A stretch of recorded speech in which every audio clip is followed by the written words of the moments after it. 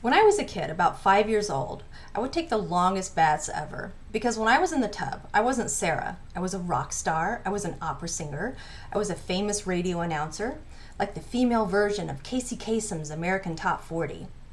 I was untouchable. And then mom would yell that it was time to get out and my water was cold, so I did.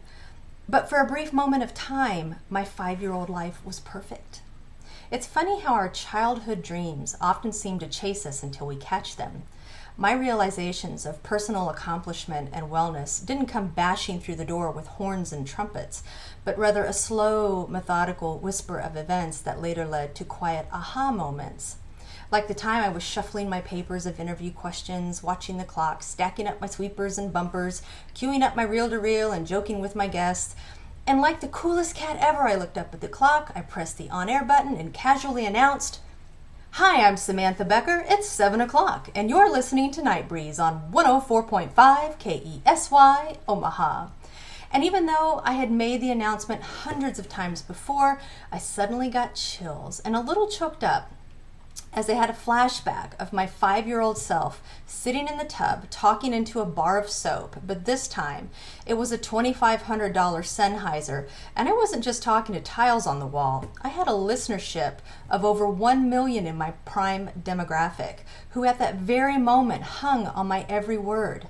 And for a moment, just like 30 years prior, life was perfect.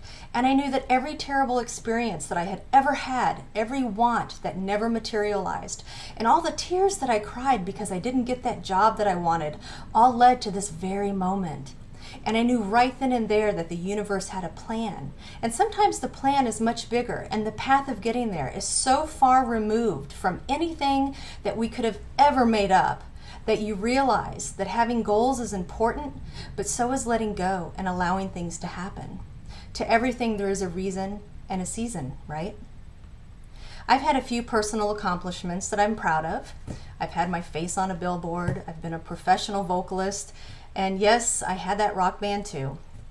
I've survived being tear gassed in demonstrations in Korea, but my greatest accomplishment ever has nothing to do with fame or fortune. By far, my greatest accomplishment ever is my daughter. She is my season and my reason, and she is my motivation for every accomplishment that I have ever had. She is my why. Music is what makes me happy always, hands down. This week I started the vocals for a Natalie Merchant and memorized the lyrics to 2 others. Every day I Skype with my granddaughter and sing songs to her, and in between I focus on my studies.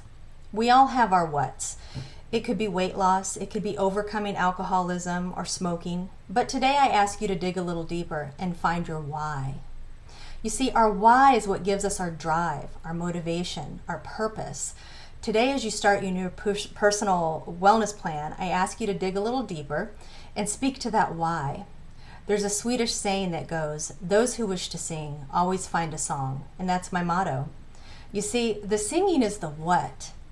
The why is what helps you find the song. Thanks for watching.